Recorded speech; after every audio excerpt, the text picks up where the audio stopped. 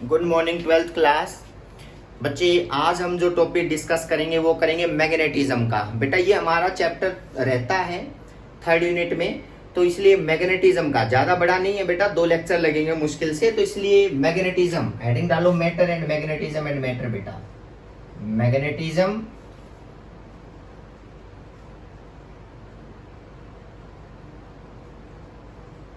And matter बेटा, समझना। इसमें अर्थ मैग्नेटिज्म का कॉन्सेप्ट भी है, मैग्नेटिक डाइपोल का भी कॉन्सेप्ट है, लेकिन ध्यान से सुनना बेटा। बेटा ये आप लोगों ने अब तक मैग्नेट के बारे में, हम लोगों ने ना करंट के बारे में तो पढ़ लिया, करंट से जो मैग्नेट बनती है उसके बारे में पढ़ लिया बेटा, लेकिन हमने प्योर मैग्नेट के बारे में जो मार्केट में मिलती है ना उस मैग्नेट के बारे में डिस्कस नहीं किया बेटा। तो समझ जाना, सबसे पहले आप लोग सभी बच्चे जानते हैं मैग्नेट क्या होती है। एक मैग्नेट क्या होती है बताओ? It is a material, note करते चलो बेटा, इजी है बिल्कुल। It is a material which attract, किसको अट्रैक्ट करता है? Iron, cobalt, nickel. अब आप इसको ना आराम से ये बता सकते हो बेटा, ईटीसी बहुत सारे मेटल होते हैं वैसे तो, लेकिन मेनली आयरन, कोबाल्ट और निकिल को आप लोग ये जो है ना बेटा अट्रैक्ट करता है, उसको मैग्नेट बोलते हैं। अब मैग्नेट जो है ना बेटा वो 2 टाइप की होती है, देखना बेटा, types of magnet, types of magnet. एक तो होती है परमानेंट मैग्नेट बेटा,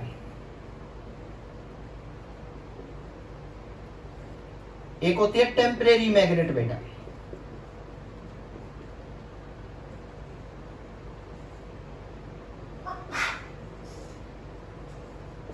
टेम्परेरी मैग्नेट बेटा। परमानेंट मैग्नेट क्या होती है?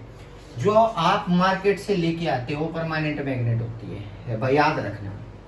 टेम्परेरी मैग्नेट कौन सी होती है? जो आप घर पे बनाते हो, जो घर पे बना सकते हो। इसका नाम इलेक्ट्रोमैग्नेट भी होता है बेटा, इलेक्ट्रोमैग्नेट भी होता है,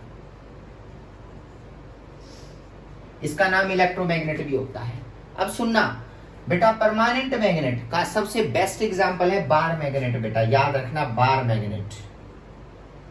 बार मैग्नेट ये परमानेंट मैग्नेट होता है, इसको मैग्नेटाइज करके छोड़ दिया जाता है। वो मैग्नेटाइज क्या होता है वो सारी चीज मैं आपको बताऊंगा बेटा। सबसे पहले याद रखना, किसी भी मैग्नेट के चाहे बार मैग्नेट है चाहे कोई भी मैग्नेट है बेटा, रेक्टेंगुलर शेप की मैग्नेट को हम बार मैग्नेट बोलते हैं। मान लिया एक रेक्टेंगुलर शेप है किसी भी मैग्नेट की बेटा, उसको हम बार मैग्नेट का नाम दे देते हैं, समझना। ये किसका पार्ट है? परमानेंट मैग्नेट का। टेम्परेरी मैग्नेट का यहाँ डिस्कशन नहीं करूंगा, क्योंकि वो हम लोग बना चुके करंट कैरिंग वायर यूज करके। अब कोई भी करंट कैरिंग वायर से एम्पियर सर्किटल लॉ के थ्रू बी की वैल्यू अलग अलग जगह पे बताई थी, बायोट सावर्ट लॉ यूज किया था, वो टेम्परेरी मैग्नेट थी सारी बेटा। परमानेंट मैग्नेट की बात करेंगे मैटर एंड मैग्नेटिज्म के अंदर। तो सुनना बेटा, मान लिया कि एक मैग्नेट है आपके पास कोई भी, उसके 2 पोल मिलेंगे बेटा, एक तो मिलेगा नॉर्थ पोल, एक मिलेगा साउथ पोल बेटा।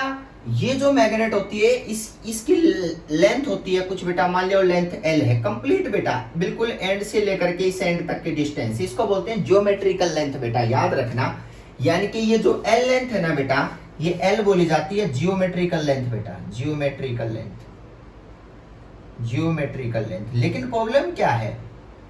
प्रॉब्लम ये है बेटा कि कभी भी ये जो आप लोग मैग्नेट पढ़ते हो उनकी जो अट्रैक्शन और जो मतलब रिपल्सन की पॉसिबिलिटी है ना, सबसे ज्यादा अट्रैक्शन या रिपल्सन कहाँ होता है पता है बेटा? कभी एंड पे नहीं होता उसका, किसी मैग्नेट का, वो थोड़ा सा आगे होता है बेटा, यानी कि कुछ से डिस्टेंस शिफ्ट होके यहाँ पे सबसे ज्यादा यहाँ पे अट्रैक्शन, आयरन पीसेज यहाँ पे ज्यादा अट्रैक्शन शो करेंगे इसके कंपेरेटिवली बेटा। और यहाँ पे भी क्या होगा बताओ? उन लोगों मतलब उनका रिपल्सन यहाँ थोड़ा कम होगा बेटा, और यहाँ से उनका रिपल्सन सबसे ज्यादा होगा। ये थोड़ा सा अंदर की साइड एक पॉइंट होता है बेटा, जहां हमें जो आयरन है वो सबसे ज्यादा रिपेल हुए मिलेंगे या सबसे ज्यादा अट्रैक्ट हुए मिलेंगे बेटा। वो लेंथ जो है ना बेटा, वो ओरिजिनल लेंथ का बेटा याद रखना, वो 0.84 यानी कि 84% अगर है, यानी कि अगर L है ना तो 0.84 L, यानी कि इन दोनों के बीच में इतना गैप मिलेगा जहां पे सबसे ज्यादा अट्रैक्शन या रिपल्सन मिलेगा हमें बेटा, इसका नाम होता है मैग्नेटिक लेंथ बेटा। तो इस लेंथ का नाम लिख लेना बेटा मैग्नेटिक लेंथ, मैग्नेटिक लेंथ बेटा, ध्यान से सुन लेना बेटा, मैग्नेटिक लेंथ। अब मैग्नेटिक लेंथ ज्यादा यूज करेंगे, जियोमेट्रिकल लेंथ कम यूज करेंगे बेटा। तो मैग्नेटिक लेंथ अगर ये 1 है तो ये 0.84 ही होगा बेटा। ये जो आप लोग पॉइंट लेते हो ना बेटा, ये पॉइंट P, ये पॉइंट Q जो मान रखा बेटा आपने, ये यही पॉइंट है बेटा जहां पे ये मान के चलते हैं कि ये मैग्नेट सबसे ज्यादा अट्रैक्शन यहां से करती है और सबसे ज्यादा रिपल्सन भी उसी पॉइंट से करती है बेटा, ये पॉइंट P एंड Q बेटा। इसका मतलब इन पॉइंट को एक बहुत इंटरेस्टिंग टर्म डिफाइन करूंगा बेटा, वो है पोल स्ट्रेंथ बेटा। याद रखना, कोई मैग्नेट कितना अट्रैक्ट करती है आयरन को या कितना रिपेल करती है, वो उसकी मैग्नेट के डिपेंड करेगा, और किसके ऊपर, पोल स्ट्रेंथ के ऊपर बेटा। ये उसकी क्या बोली जाती है बताओ, और पोल स्ट्रेंथ बोली जाती है मैग्नेट की। और वो पोल स्ट्रेंथ इस पॉइंट पे मानी जाती है, किस पॉइंट पे, वो स्ट्रेंथ सारी बेटा, और ये इस पॉइंट पे है। तो इसका मतलब पोल स्ट्रेंथ बेटा बहुत इंटरेस्टिंग है, यानी कि strength of magnet is defined by, किससे बताओ, the strength of magnet, strength of magnet is defined by ये टर्म, किससे डिफाइन की जाती है, टर्म कॉल्ड पोल स्ट्रेंथ बेटा, called pole strength, pole strength आपको समझना पड़ेगा। Strength of magnet is defined by ये term is called pole strength बेटा। ये कम अगर किसी आयरन को या किसी दूसरी मैग्नेट को, आयरन ये दूसरा मैग्नेट है बेटा, उसको अट्रैक्ट या रिपेल करती है, अगर ये कम या ज्यादा करती है तो इसकी स्ट्रेंथ पे डिपेंड करेगा, इस पोल की बेटा। तो इसको बोलते हैं पोल स्ट्रेंथ, जो कितनी दूर होता है, यानी कि कह सकते हैं जिनके बीच का गैप 0.84 L होता है बेटा। तो ये चीजें आपने याद रखनी है। और इससे जो ये पोल स्ट्रेंथ है ना बेटा, इसको डिफाइन करने का एक सिंबल होता है, इस क्वांटिटी को होता है स्मॉल m बेटा। तो याद रखना स्मॉल m बेटा। अगर मैं आप लोगों को अब इसका फॉर्मूला, ये पोल स्ट्रेंथ बेटा, अब आगे बढ़ते हैं।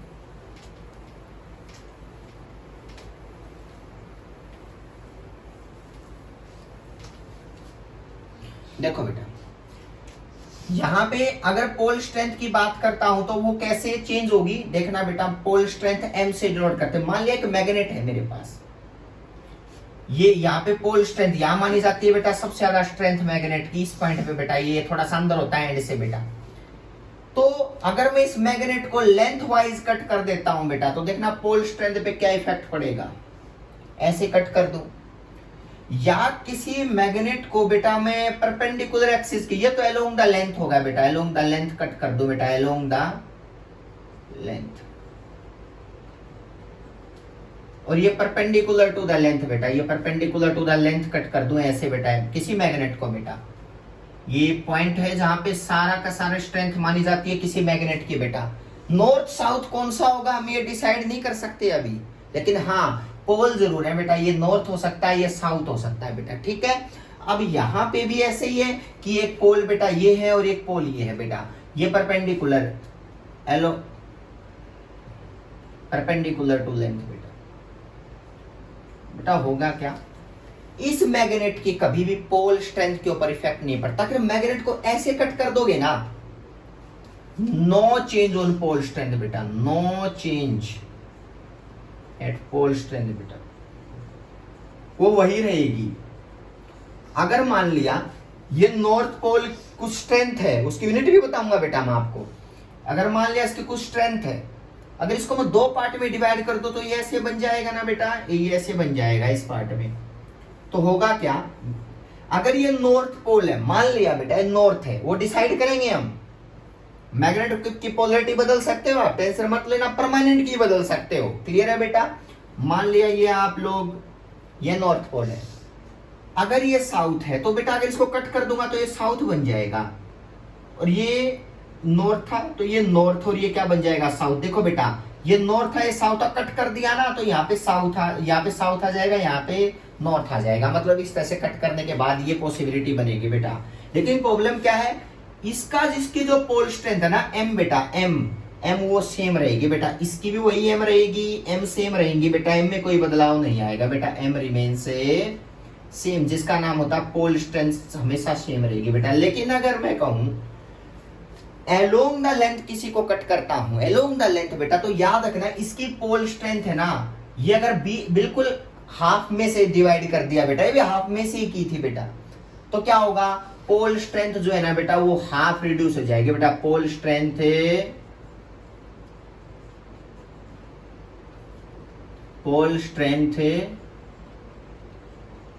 रिड्यूस्ड एंड बिकम्स हाफ बेटा।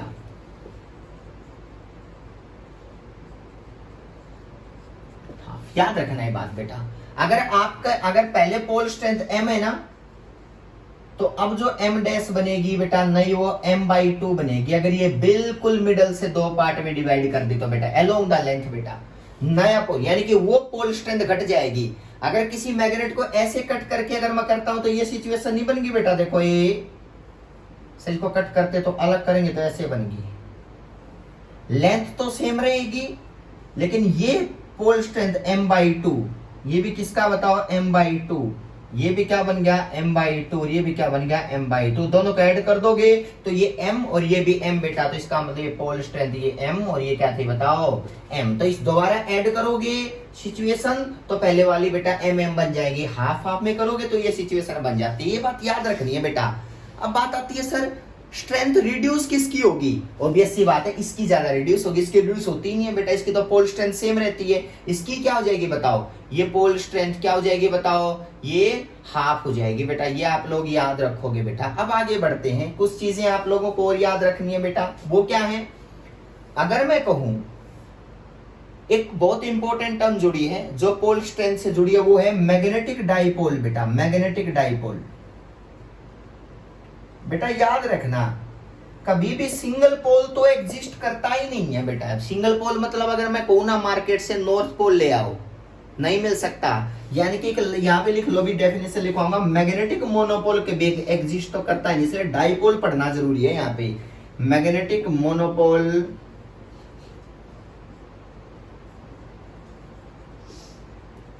कैन नॉट एग्जिस्ट बेटा। कभी मार्केट से ये नहीं कह सकते सर एक साउथ पोल लाके दो ना हमें, नो, साउथ आएगा तो साथ में नॉर्थ जरूर आएगा, इसलिए मैग्नेटिक डाइपोल पढ़ते हैं, ठीक है बेटा। तो ये टर्म कहीं ना कहीं पोल स्ट्रेंथ से जुड़ी होती है मैग्नेटिक डाइपोल की। कैसे बेटा, मैग्नेटिक डाइपोल होता है जब दो इक्वल एंड अपोजिट तो होने ही है बेटा, कभी पोल स्ट्रेंथ ऐसे नहीं हो सकता या m का है तो यहाँ 2m का पोल स्ट्रेंथ, नो बेटा। अगर एक मैग्नेट है तो अगर मेरी पोलरिटी m है तो दूसरे पोल की पोलरिटी भी m मिलेगी, नॉर्थ की m है तो साउथ की m मिलेगी बेटा, याद रखना ये बात। अब बात आती है अगर मैग्नेटिक डाइपोल क्या होता है, two equal and opposite dipole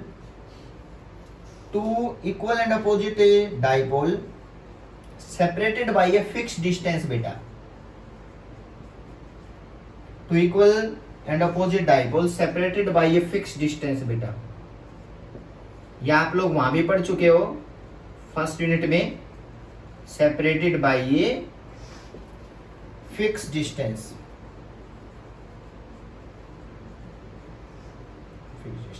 याद रखना बेटा। ये कैपिटल ये एक डायग्राम ही है, m और m इनके बीच का गैप कुछ भी मान लेते हैं बेटा, आपकी बुक्स में 2l लिखा मिलेगा, तो मान लिया दोनों पोल के बीच का गैप 2l है, तो इस डायग्राम को मैग्नेटिक डाइपोल बोलेंगे। एक मैग्नेट को मैग्नेटिक डाइपोल बोल सकते हैं क्योंकि इसमें दो इक्वल एंड अपोजिट एक फिक्स डिस्टेंस पे एक डायग्राम है, ये एक डायग्राम है।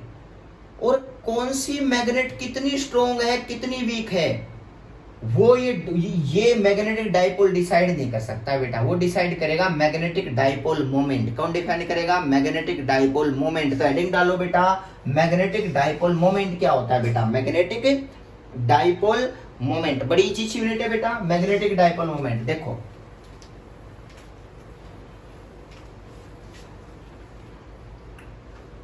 Magnetic dipole moment,